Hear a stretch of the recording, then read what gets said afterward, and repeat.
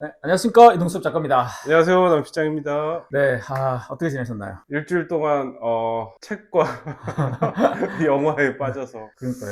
근데 네, 평소에도 엄청 책을 많이 읽으시죠? 저는 그냥 이제 현실 도피 차원에서 책을 열심히 보고 있습니다. 근데 보통 현실 높이면 영화나 뭐 그런 가벼운 거를 상대적으로 보잖아요. 네. 근데 어쨌든 소설이나 문학은 좀 감정적으로나 이렇게 좀 더 격화된다 그래야 되나? 좀 그렇지 않아요?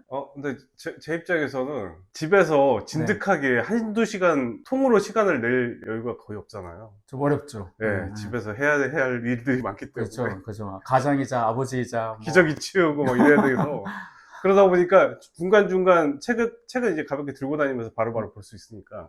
그래서 근데 이제 엄청 와이프한테 혼나고 있습니다. 그러니까 쪽독서라고 하죠. 네네. 그게 저 익숙하신 편이다. 네네. 그러니까 음, 책은 처음에 일단 그 들어가는 도입부만 잘 넘어가면 다 음, 그게 이제 일정한 그 턱이 있잖아요. 그 네네. 턱만 잘 넘어가면 일단 아, 무리 없이 읽히는 그런 거기 때문에 책을 음. 더 많이 보는 것 같아요. 저도 예전에는 참 책 많이 본 것 같은데 요즘도 갖고 다니면서 책은 보긴 보거든요. 네. 그래도 아무래도 스마트폰 때문에 이렇게 좀 방해를 받죠. 예, 네. 좀 그런 경향이 있는데 여하튼 그건 뭐 그냥 하는 얘기고. 자, 그럼 음. 최근에 보신 영화 네. 그래도 한 편 추천한다면 혹시 뭐가 있을까요? 저도 이제 어떤 시상식 같은 그 SNS가 뜨잖아요. 시상식 네네. 정보 이런 거 보면 음. 뭐 베스트 영화 부분에 어떤 영화들이 그 지금 보이는데, 특히 연말에 네, 많이 하고 있죠. 연말에 예. 많이 하는데 거기 보니까 이제 최고 영화 뭐 그런 거에 기차의 꿈이라는 영화가 기차의 꿈. 있더라고요. 저는 사실 우리 남장님이랑 통화 얼마 전에 한번 하는데 음, 통화하면서 이제 막 영화 얘기다 제가 그 전날 본 영화가 그 넷플릭스에 보니까 이렇게 기차의 꿈이라고 있는데 썸네일이 그렇게 매력적이지 않아. 아저씨 음, 이렇게 있고 뭐 그냥 기차 뭐 그냥 이렇게 했거든요. 몇 번 넘겼다가 음, 그날 오후에 혼자 있는 시간이 되고 또 요즘 영화가 되게 길잖아요. 두 네네, 시간 몇 분인데 그게 두 시간이 아니더라고요. 네네, 그래서 앞에 한번 잠깐 볼까 하고 음, 딱 틀었는데 어제 끝까지 봤어요. 오, 그래서 이제 그 얘기를 남창이하고 통화하고 나서 통화를 했잖아요. 네네, 끊고 나니까 카톡 이걸 써놓으셨더라고요. 네네, 그거 너무 신기했어요. 동시에 그 영화를 생각했다는 게. 물론 음, 저는 사실 그냥 이렇게 그런 시상식 이런 것도 모르고 그냥 음, 넘기다가 음, 그냥 봤던 영화인데 참 저는 진짜 재밌게 봤어요. 음. 그 총평 어떻게 보셨어요? 총평 뭐라고 해야 돼? 저는 늑대 소리와 기차 소리가 동시에 들리는. 늑대가 거기 있었나? 그 늑, 개가 네. 늑대였나요? 그러니까 저는 이제 원작 얘기를 하는 건데, 네네. 그러니까 늑대로 대변되는 숲, 자연, 음, 어떤 신화적인 음, 부분, 그 음, 다음에 그 기적 소리로 상징되는 그 이제 20세기 초의 그런 대철도 시대. 그 음, 문명과 어떤 그 순수한 자연이 이렇게 맞부딪히는 경계에서 이 주인공이 태어났다가 죽었는데 아무도 우리는 이런 사람들이 있다는 걸 몰랐잖아요. 벌목꾼이라는 네, 책. 벌목군. 음, 그러니까 20세기 초의 그런 그 되게 평범하고 음, 집중받지 못했던 어떤 사람의 이야기? 뭐 이런 음. 걸 좀 느꼈던 그래서 것 같아요. 시장님, 사실 이제 저는 음, 이 책을 네, 거의 이 책이 원작이 먼저 나왔는데 국내에 네. 나오자마자 도서관에서 빌려봤던 것 같아요. 이게 20년도에 나왔는데, 2020년도에. 네, 그래서 보고 내가 이제 아는 사람들한테 야 이거 죽인다, 음, 꼭 봐라, 음, 짧다 음. 이렇게 소개했던 중요한 가치죠. 짧다. 네, 책인데 이제 영화로 나와서 보고 더 좋았던 것 같아요. 영화도 장점이 있고 소설도 좀 장점이 있는. 그러니까 실장님 말씀처럼 저는 이게 소설 원작인지는 영화 처음에 보면 이렇게 음, 보시면 처음에 시작할 때 이게 이제 소설을 원작으로 했다 뭐 이렇게 네, 나와 있어서 네네. 이게 소설이 원작이구나 했는데 소설은 제가 안 읽어봐서 모르겠지만 영화는 굉장히 뭐라 그럴까 오랜만에 보는 이렇게 자극적이지 음, 않으면서도 음, 이렇게 순한데 울림이 좀 있는. 음, 그래서 저는 딱 이 영화 보고 나서 한참 생각을 하고 떠올랐던 게 스토너가 좀 그렇죠, 떠오르더라고요. 그렇죠. 좀 다른 듯 비슷하게 네, 스토너하고 좀 비슷한 약간 일반인 서사라고 해야 되나요? 뭐 네네. 그런 느낌이 드는 그런 작품이었습니다. 그러면 일단 간단하게 줄거리를 어떻게 소설의 줄거리하고 영화 줄거리 크게 차이가 나나요? 네, 그러니까 소설 자체는 이제 일단 줄거리를 얘기하자면, 음, 영화는 이제 그 로버트 그레이니어라는 음, 이 소년이 고아예요. 그쵸. 그리고 이제 그 무대는 워싱턴주 옆에 음, 아이다호주면 이제 캐나다와 국경을 마주하고 있는 음, 그런 어떤 삼림이 번창한 음, 그런 이제 북부 지방인데, 음, 거기로 부모가 없이 고아로 기차를 타고 도착해요. 그 지역에. 그죠? 네. 이게 약간 출생 근본이 없이 네. 바로 그냥 애 혼자 7살 땐가 바로 네네. 그냥 도착한다 이렇게 설정이 돼 있죠. 네네. 도착하고 그 이름 자체가 원작에는 그 삼촌의 이름이 로버트 그레인이에요. 그 이름을 그냥 붙여준 거죠. 자기가 기억한 이름이 그거예요. 네네. 그래서 이제 그 영화에서는 순식간에 이렇게 지나가잖아요. 네네네네. 바로 이제 성년이 되는데 그 과정에서 이제 그냥 학교 교육도 제대로 안 받고 그냥 그 사람들 따라다니면서 그냥 하루하루 이제 일을 하는 거예요. 근데 이제 뭐 술을 안 마시고 뭐 이런 설정이 있어요. 그래서 나름 성실하기 때문에 그런 어떤 일들에 불려 나가서 그냥 주로 이제 육체 노동을 하는 거죠. 그러다가 부인을 만나가지고 한눈에 반하죠. 한눈에 반해서 집을 짓고 알콩달콩 살고 있는데 이제 그 시즌 그러니까 그 나라에서 아니 그 시기의 시즌이라는 거는 대규모 철도들이 이렇게 공사가 시행되고 있기 때문에 당연히 이제 목재가 필요하잖아요. 침목이랄지 뭐 이런 걸 깔고 그다음에 협곡을 연결하는 다리 같은 걸 만들려면 이제 그런 공사를 하는 와중에 집에 돌아와 보니까 갑자기 화재가 일어나가지고 맞아요. 네, 자기 가족의 생사를 모르게 되는 거죠. 그러면서 이제 그레이니어의 고난이 시작되는데 소설은 되게 단조롭게 이어가면서 과거와 현재가 계속 이렇게 시점이 바뀌면서 진행되기 때문에 그 과정이 근데 이제 영화는 그 시간 순서대로 진행되면서 이제 회상을 하는 장면으로 이렇게 보여주는 건데 그러니까 줄거리가 딱히 없어요. 그냥 이 사람이 굉장한 어떤 상실과 고난을 겪고 있지만 그 땅을 떠나지 않고 거기서 계속 누군가를 기다리는 거죠. 그런 장면으로 끝나고 그래서 그 주변 사람들과의 어울리는 소소한 소통 이런 것들 장면들이 몇 장면 나오는 것 같아요. 그래서 저는 영화의 줄거리가 좀 다른가 봐요. 그죠? 지금 약간 큰 틀에서는 좀 비슷한데 네, 큰 틀에서는 비슷한데 각색이 되면서 네. 아마 좀 더 그 소설에서는 그 후반부에 그 삼림 화재가미시와 네, 그 캐릭터가 그냥 이렇게 쓱 지나가요. 그렇게 부각되지 않고. 근데 이제 영화상에서는 되게 중요한 역할을 하잖아요. 그런 식으로 조금씩 그 차이는 있는데 전체적인 톤과 특히 이제 조엘 에저튼 연기가 너무 좋아가지고 남자 주인공 연기 맞아요. 이 영화를 안 보신 분들한테 한 줄로 그냥 줄거리를 요약하면 이제 그 한 남자 그러니까 근본이 없는 남자 아버지와 어머니가 누군지 모르는 남자 약간 히스클리프 같은 느낌이죠. 갑자기 툭 튀어나온 사람인데 그만큼 이렇게 사회 계층이 낮은 사람이겠죠. 한 남자가 성실하고 근면하고 되게 또 착하고 종교적인 면은 없지만 그래도 여자 만나러 교회 가고 뭐 약간 이런 성실한 남자예요. 교육을 받지 못했으나 성실한 남자가 벌목군이라는 육체노동을 통해서 열심히 가정을 이루고 사는데 대화재라는 참사를 통해서 가족을 잃고 그 가족이 돌아오기를 그 자리에서 정말 기다리면서 평생을 사는 뭐 그런 이야기인데 제가 이 영화에서 가장 감동적이었던 것은 첫 번째는 그거였어요. 이 사람이 나무를 이렇게 죽이잖아요. 쉽게 말하면 나무를 죽여서 돈을 벌고 그런데 자기가 그 목숨보다 중요하게 여겼던 어쩌면 자기 아내와 딸이 그 나무에 난 불로 인해서 또 잃잖아요. 이게 정말 뭐라 그럴까 이 돈이 자기가 먹고 살기 위한 방편으로 나무를 죽이면서 벌었던 돈으로 세운 집이 결국은 자기가 사랑하는 사람들이 잃는 어떤 소재가 됐다? 거기서 엄청난 약간 뭐 아이러니라고 해야 되나요? 모순이라고 해야 되나요? 그런 게 되게 저는 인상적이었거든요. 첫 번째로는. 어떠셨어요? 저도 이제 크게 보면, 근데 이제 이 소설 속에서는 그 장면이 강조가 돼요. 그 이제 영화에서 보시면 같이 일하던 중국인을 갑자기. 중국인, 맞아요. 중국인을 갑자기 들어서 그 철교에서 떨어뜨리잖아요. 그 장면 잠깐 좀 자세하게 설명해 줘야 될 것 같아요. 네. 그때 이제 아니, 그 장면은. 그 장면을 그러니까 이 미국이 그 골드러시가 있고 그 다음에 대규모 철도 개발이나 이런 어떤 그 급격하게 노동력이 필요해서 중국에서 대규모 이민을 많이 왔단 말이죠. 맞아요. 19세기 말 아일랜드도 오고 뭐 다 왔죠. 이탈리아에서 오고 많이 왔었죠. 근데 이제 중국인들이 일거리를 다 가져가니까 그때 당시 아마 19세기 그 후반에 그런 중국인 노동 금지법이라는 게 있었어요. 진짜요? 네, 차별법. 이 미국이 진짜 희한한 나라예요. 지금하고 다르지 않네. 다르지 않아요. 그래서 그 중국인들이 일하고 있으면 강제로 이렇게 걷어낼 수 있는 그런 이제 법적인 권한 명시가 돼 있으니까 법률로서. 그래서 다 그 철거시키고 이주시키고 다 쫓아내고 이런 게 합법적으로 됐던 시기예요. 그 시기의 단변이 같이 이제 방금 전까지도 같이 일했는데. 땀 흘리면서 같이 나무 자르고 있는데 갑자기 눈앞에서 그 이제 십장이라 그러나? 아, 네네. 현장 네, 현장 감독들이 와가지고 진짜 죽여버리는 거예요. 그 막 끌고 가거든요. 네, 그래서 근데 그레이니어는 이게 뭔지도 모르고 왜 하다가 사람들이 들고 가니까 자기도 이제 다리 한 짝을 들어서 같이 죽이는데 동참을 한 거죠. 본의 아니게. 네네.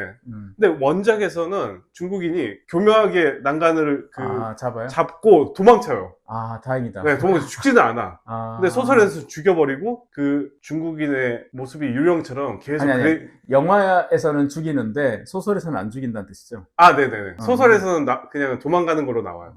요리조리 막 고개 비행을 하듯이. 근데 이제 영화상에서는 죽임으로 나오고 그 중국인의 계속 그레이니어에게 보이는 거죠. 그러니까 환영처럼 갑자기 돌아보면 그 중국 남자가 있고 네네.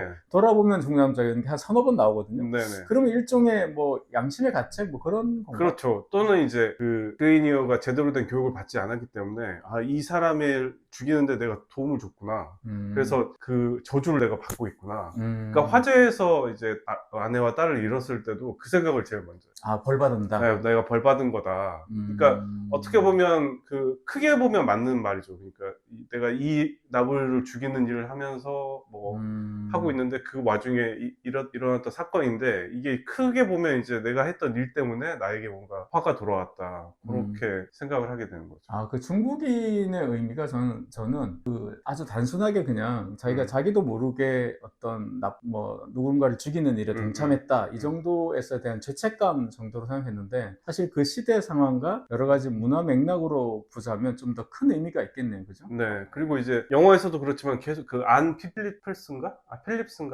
그 윌리엄 메이시라는 배우가 그 인디언처럼 보이는 분요? 아니 이렇게 폭탄 터트리는 그 배우 있잖아요. 윌리엄 메이시라고 할아버지. 코엔 영화에 많이 나오는 네네, 맞아요. 그 배우의 비중이 소설에서는 되게 짧아요. 아, 그래요? 영화에서는 굉장히 많은 얘기를 하잖아요. 중요한 얘기들이 많이 있죠. 네, 거기서 이제 뭐 벌목하면서 아니 나무야 그 젊은 일꾼이 나무야 계속 배면 몇백 년을 이렇게 잘하는 거 아니냐? 뭐 똑같은 일을 하는데 나는 뭐 괜찮다. 하지만 숲에서 이렇게 나무를 잘랐을 때 그 숲의 뭐 원한 뭐 이런 것들을 받게 된다. 그래서 이제 메이시 그 배우는 절대 그런 일은 안 하고 맞아, 자잘한 일을 하잖아요. 맞아, 일부러 피하는 것처럼. 네, 그렇게 피했는데 그 죽은 나뭇가지가 떨어져서 네. 맞고 죽잖아요. 그런 아이러니도 있고. 그러니까 이 그레이니어는 계속 그 생활을 하면서 그 사람들의 죽음들, 친한 그게 이제 시즌별로 벌목이 장소가 옮겨지기 때문에 같은 곳에서 일하는 사람을 두 번 만나기가 굉장히 힘든 거죠. 맞아요. 네.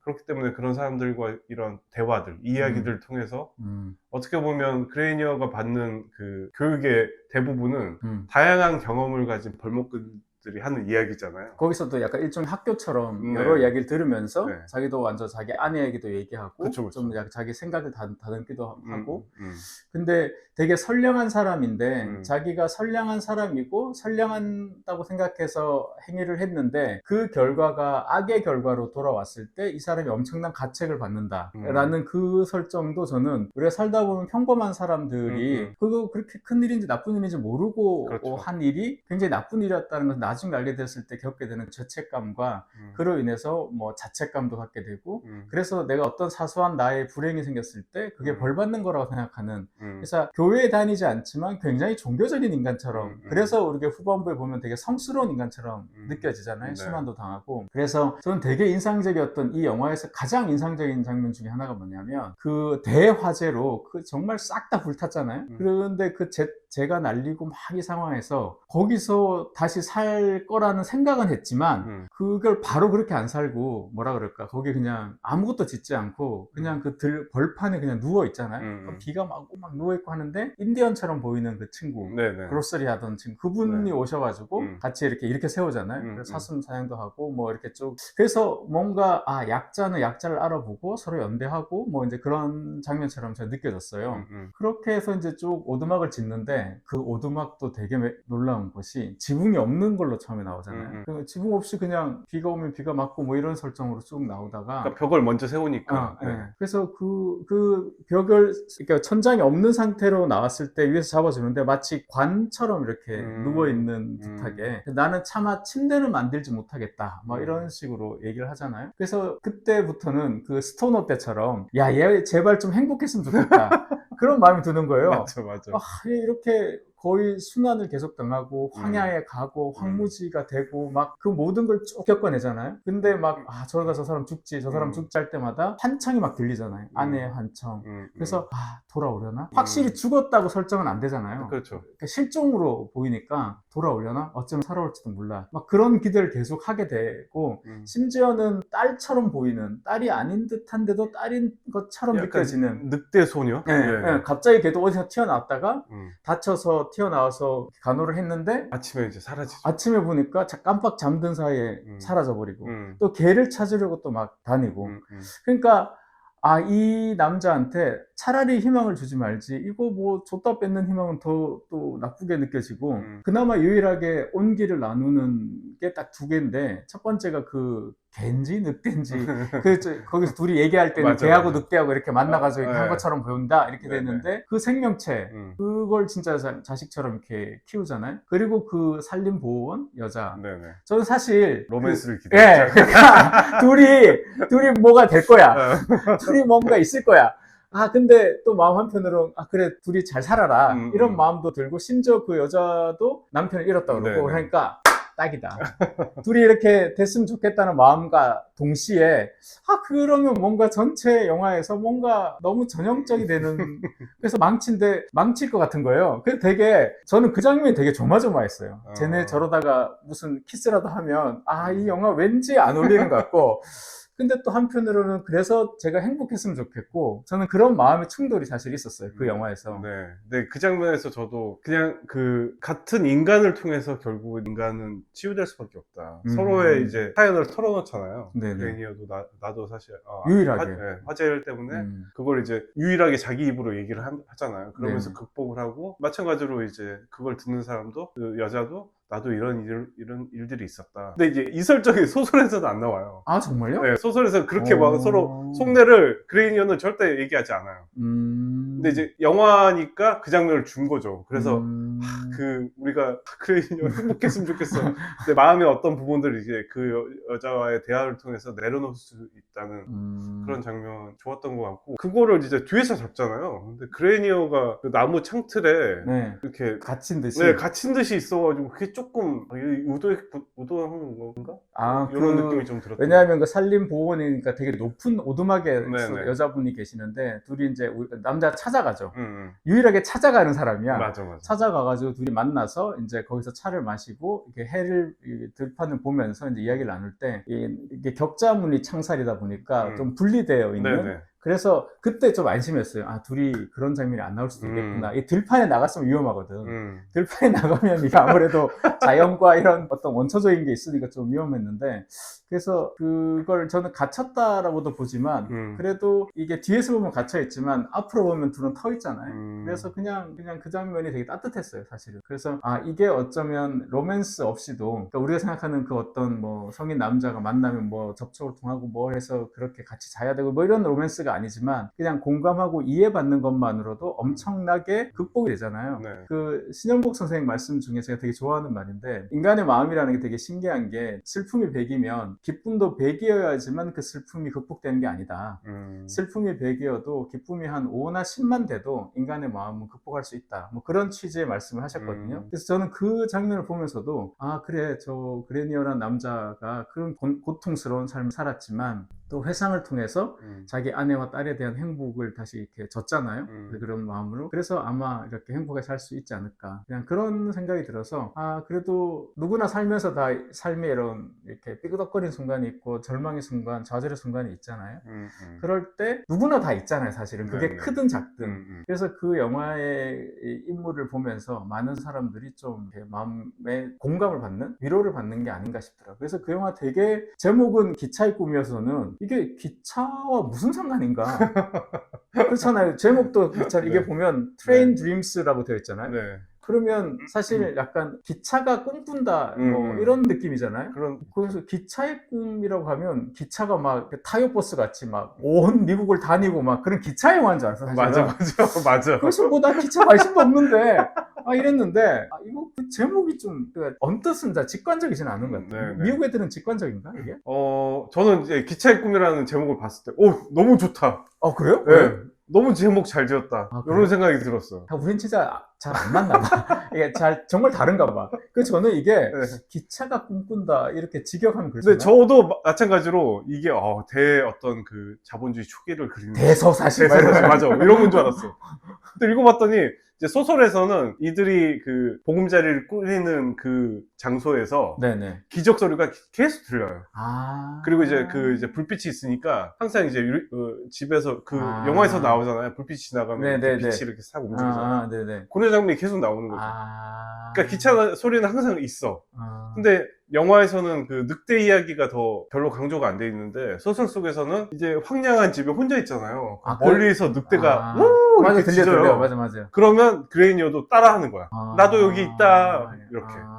그래서 어떤 기적 소리와 기차 소리와 그 늑대 소리가 공존하는 그런 짧은 시기에 산 어떤 그레이니어라는 무명인의 삶 이런 걸로 저는 딱 와닿던 그러면 좀 그러네요. 자연과 문명이라고 해야 되나? 그런 것도 충돌을 하는 교차점에 있었고 숲이 없어지고 뭐 기찻길이 깔리는 시대고 그리고 기차 소리라는 게 사실 그레이니어한테는 떠나야 된다는 내가 저거 타고 왔고 저거 타고 이 돈 벌러 가야 되고 저거 타고 다시 집에 돌아오고 모든 이 사람 삶의 중요한 궤적에마다 기차가 있고 그러니까 기차의 꿈이라는 것이 결국 본인이 기차인 셈이네요. 그렇게 그렇죠. 하면. 네네. 그래서 이 제목을 어떻게 그러니까 어떤 기차 앞에 어떤 단어를 넣어도 이상한 거예요. 갑자기 기차의 꿈이라는 제목을 들으니까 무슨 의자의 꿈, 변기의 꿈 이상하잖아요. 기차의 꿈, 와. 근데 자동차의 꿈 좀 이상해. 자동차 꿈 이상해. 비행기의 꿈 이상해.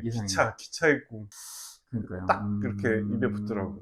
그래서 이 영화를 보고 나면 되게 오랜만에 그 따뜻하기도 하고 되게 막 그 있잖아요. 막 양념 많이 안 치고 그냥 이렇게 직진하는 영화인데 뭔가 거기에서 이 사람의 한 사람의 생애를 쭉 보면서 거기에서 사실 중간중간에 서로 이렇게 공감도 되고 안타까워하기도 하고 저 사람의 삶이 마치 내 삶인 것처럼 느껴지는 지점도 있고 그러면서 이 사람 삶을 의문하게 되는 그러니까 보통의 사람들의 어쨌든 그런 삶처럼 느껴지더라고요. 네. 이 데니스 존스 책이 국내에 기차의 꿈이랑 그 뭐지? 예수의 아들 이렇게 두 권이 아니 세 권인가? 나와 있는데 그 뉴욕타임스에서 그 21세기 네. 이제 25년이 지났잖아요. 그래서 21세기 전반부에 100권을 뽑았는데 데니스 존스 책이 두 권 들어가 있어요. 심지어? 네, 그만큼 이제 미국 그 현지에서는 나름 인정받는. 그 다음에 이제 레이먼드 카버라고 이제 단편 소설 대가 있어요. 그의 이제 제자는.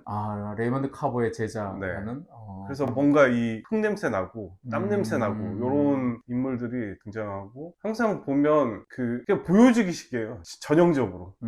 그 사람의 행동을 따라가서 우리가 어떤 행간의 의미가 있는지 곰곰이 생각하게 만드는 그런 책이어서 굉장히 짧은데 어떤 두툼한 그 장편을 읽은 듯한 느낌을 주는 책이라 이 원작도 읽어보시길 추천합니다. 이게 플리처상 후보에도 여러 번 오르실 만큼 이제 문학성도 있고 그리고 이제 대중성도 같이 갖고 있는 그런 작가니까 아마 많은 분들이 좋아하시고 특히 남수장님 좋아하실 것 같아요. 왜냐면 지난번 한강 작가님 얘기할 때 주인공이 스스로 말하는 거에 대해서 별로 안 좋아하신다. 그레이니어는 거의 말을 안 해요. 여기는 그냥 그 주인공이 행동하고 그 행동을 보면서 독자가 이제 이해하고 상상하게 되는 그런 소설인 거죠. 그래서 짧지만 굉장히 여운이 길다. 그래서 연말에 읽어보면 특히 또 아버지의 삶을 또 이해할 수도 있고 여러 가지로 이제 읽는 사람에 따라서 다층적인 해석을 할 수 있는 또 그런 작품인 것 같습니다. 네. 꼭 한번 영화를 먼저 뭐 보셔도 되고요. 아니면 소설 읽으셔도 되고 저는 아직 소설 안 읽어봤는데 오늘 이제 이게 들어보니까 소설도 꼭 한번 읽어봐야겠다는 생각이 듭니다. 네. 자, 하여튼 영화 좋아하는 저와 소설을 좋아하시는 우리 남 실장님이 같이 좋아했던 영화 추천작. 추천작입니다. 꼭 한번 보시기 바랍니다. 자, 오늘 여기까지 하겠습니다. 고맙습니다. 감사합니다.